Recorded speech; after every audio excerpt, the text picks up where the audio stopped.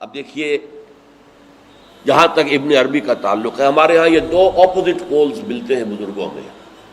ایک انتہا پر ابن تیمیہ ہے رحمۃ اللہ علیہ، جن کے بارے میں نے آپ کو بتایا کہ انہوں نے اس طرح سمجھا ہے، اس طرح اترتا ہے اللہ جیسے میں یہ ممبر سے اتر رہا ہوں، یہ زیادتی ہے.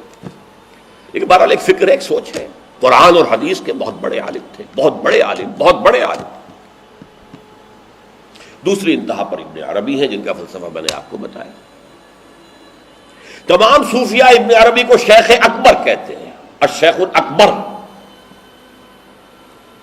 اور صرف الشیخ کہیں گے، دی شیخ، تو اس سے مراد ابن عربی ہوگا. اور ابن تیمیہ انہیں کہتے ہیں زندیق، ملحد. یہ دو انتہائیں ہیں. ہمارے ہاں جو عام طور پر اہل حدیث حضرات ہیں وہ ابن تیمیہ کے فالوورز ہیں ان عقائد میں.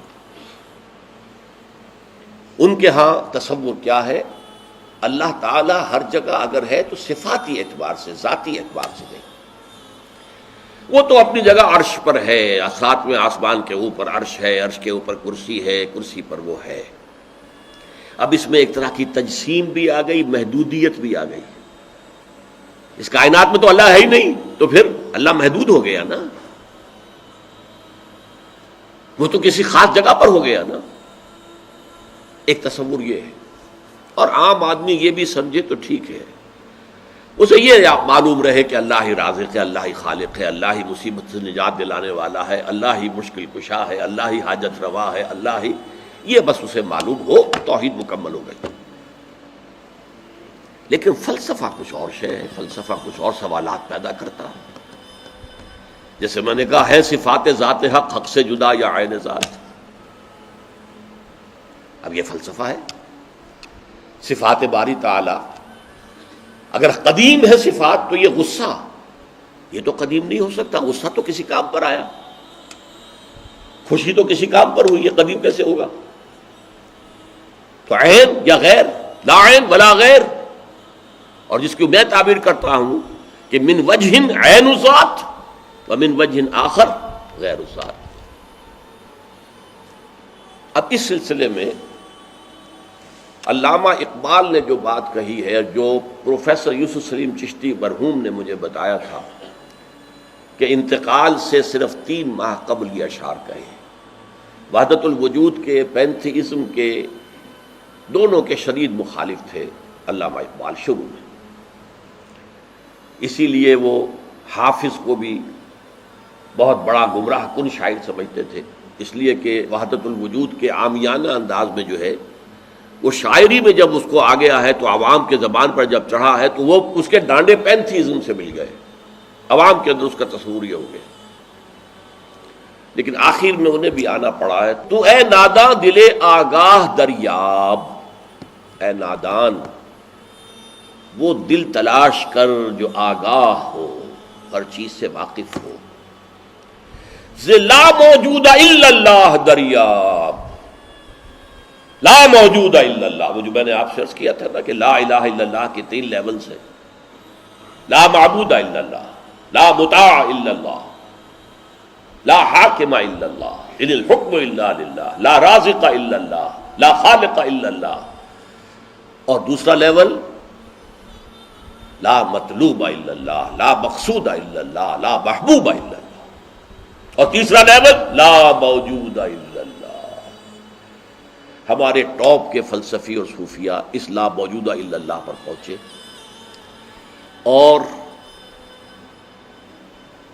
12ویں صدی کے مجدد اعظم شاہ ولی اللہ دہلوی رحمۃ اللہ علیہ، انہوں نے اس میں قول فیصل کہا کہ محی الدین ابن عربی کی وحدت الوجود اور شیخ احمد سرہندی کی وحدت الشہود میں باریک سا فرق ہے تعبیر کا، ورنہ وہ ایک ہی ہے.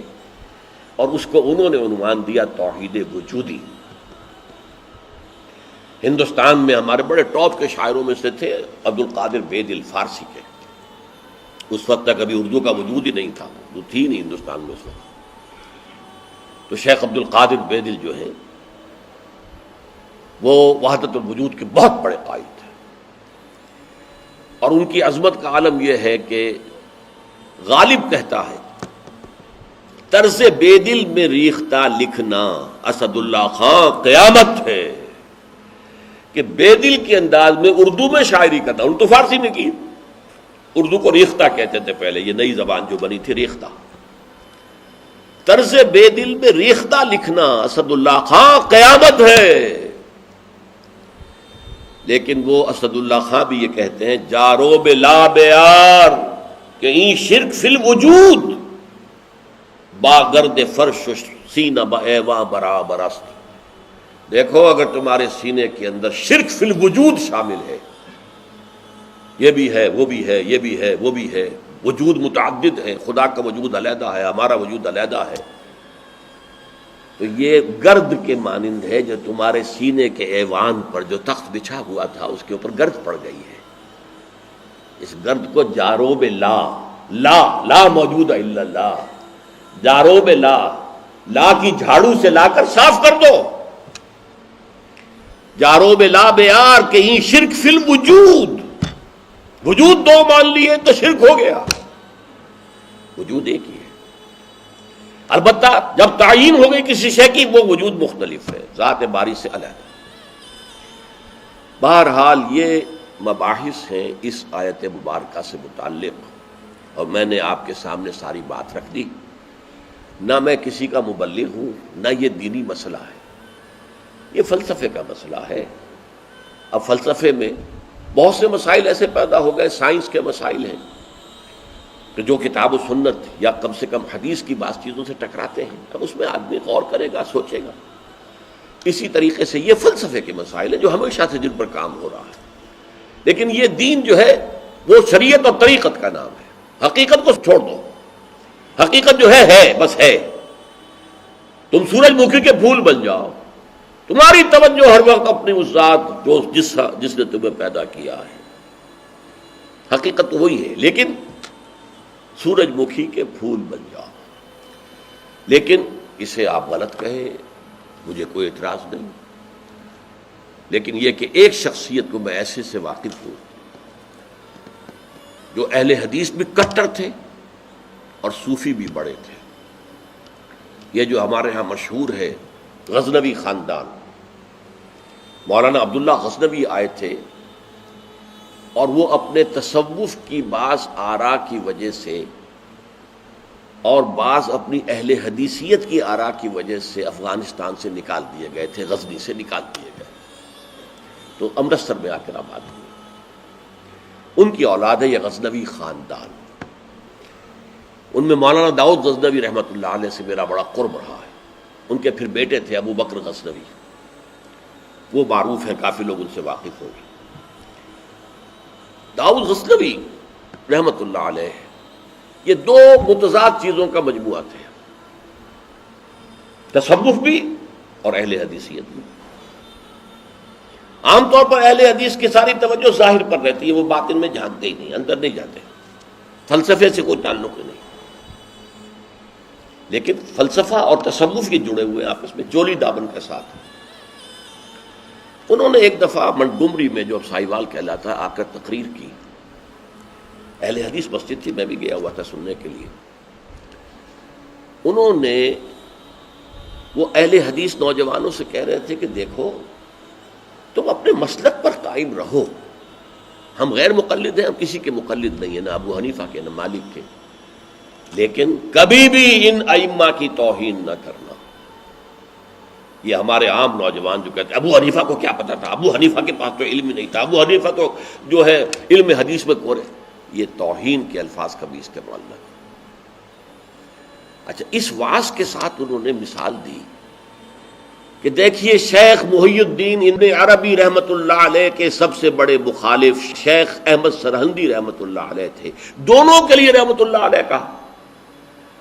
میں حیران ہو گیا، یہ وہابی آدمی، کٹر وہابی اہل حدیث، اور یہ شیخ ابن عربی رحمۃ اللہ علیہ کہہ رہا۔ خیر میرے دل پر بھی اثر ہوا کہ بڑی وسعت ہے ان کے فکر و نظر میں۔ میری اہلیہ کے چچا تھے، ان کے ایک بیٹے، سب سے چھوٹے بیٹے یہاں مجمع میں موجود بھی ہیں، شیخ فضل الرحمان مرحوم۔ ان کے بہت گہرے تعلقات تھے یہ جو خاندان غزنوی خاندان سے. انہوں نے شام کو کھانے پر بلایا، مجھے بھی بلا لیا، میں ان کا داماد ہی تھا نا. تو وہاں میں نے کہا کہ حضرت آپ نے شیخ ابن عربی کے ساتھ رحمت اللہ علیہ کے الفاظ استعمال کیے، جبکہ ابن تیمیہ نے کوئی شرعی گالی چھوڑی نہیں ان کے لیے. زندیق، ملحد، اور آپ اہل حدیث ہیں، یہ کیسے ہوا؟ میں ان کی عظمت کا قائل ہو گیا، ان کی آنکھوں میں آنسو آ گیا. کہنے لگے ڈاکٹر صاحب یہ دونوں ہمارے بزرگ ہیں، ہم خرد ہیں، آپس کے اختلافات وہ جانے، ہم چھوٹے ہیں، خرد ہیں، خرد رہنے ہی میں عافیت سمجھتے ہیں، ہمارے لیے دونوں محترم ہیں. اور مسجد میں انہوں نے ایک مثال بیان کی تھی کہ شیخ احمد سرہندی رحمۃ اللہ علیہ نے شیخ ابن عربی کے بارے میں اپنے مکتوبات میں لکھا ہے، ما ذل بردار خان ایشانم لیکن چکنم معاملہ صفات باری تعالی است، کہ ہم شیخ ابن عربی کے دسترخوان کے جھوٹے ٹکڑے کھانے والوں میں سے ہیں. کون کہہ رہا ہے؟ مجدد الفسانی کہہ رہا ہے. ما ذل بردار خان ایشانم، ان کے دسترخوان کے سوکھے جوڑے ہوئے جھوٹے ٹکڑے کھانے والوں میں سے ہم ہیں. لیکن چکنم، لیکن کیا کریں، معاملہ سے بات باری تعالی است. یہ باری تعالیٰ کی صفات کا معاملہ ہے، ہمیں اختلاف کرنا پڑ رہا ہے، اختلاف ہم کر رہے ہیں، لیکن ہم ان کے دسترخوان کے جھوٹے ٹکڑے کھانے والے. یہ کہہ رہے ہیں شیخ احمد سرہندی رحمۃ اللہ علیہ، جن کے بارے میں مشہور ہے کہ ابن عربی کا یا تو مخالف اول ابن تیمیہ رحمۃ اللہ علیہ، اور یا پھر مخالف دوم جس نے جوابی فلسفہ پیدا کیا وہ شیخ احمد سرہندی رحمۃ اللہ علیہ. تو یہ ہے کہ ان چیزوں کے بارے میں اپنے سینوں کو وسعت دیجیے. آپ ابن عربی کی بات کو چھوڑ دیجیے، پھینک دیجیے، لیکن توہین نہ کیجیے، اس کو خام خواہ کفر سے تعبیر نہ کیجیے. یہ چیزیں جو ہیں، اور پھر ہمارے سارے صوفیہ جو اس کے قائل ہیں، پھر ان سے بدزنی ہو گئی. میں صرف اس لیے کہ وہ بدزنی اور دلی نفرت کا معاملہ ختم ہو جائے، میں یہ ساری بحث اس لیے کیا کرتا ہوں، ورنہ میرے عام دروس میں ان مسائل پر گفتگو نہیں ہوتی. بڑے گہرے مسائل ہیں اور ان کا سمجھنا عام لوگوں کے لیے ممکن بھی نہیں ہے، بلکہ عام آدمی کے، یہ جس کو کہتے ہیں نا ہوشدار کے رہ بردب تیغست قدم را، ہوشیار رہ جاؤ، یہ تم جو چل رہے ہو یہ تلوار کی دھار کی طرح کا راستہ ہے، کاٹ کے رکھ دے گا تمہیں. جیسے ہم کہتے ہیں پل صراط جو ہے وہ بال سے زیادہ باریک ہوگا اور تلوار کی دھار سے زیادہ تیز ہوگا، جس پر سے گزرنا ہے قیامت میں. یہ کہاوت ہے. هي الحلقات تحفظني بآيات من القرآن، هي الحلقات تملأني بحب المصطفى.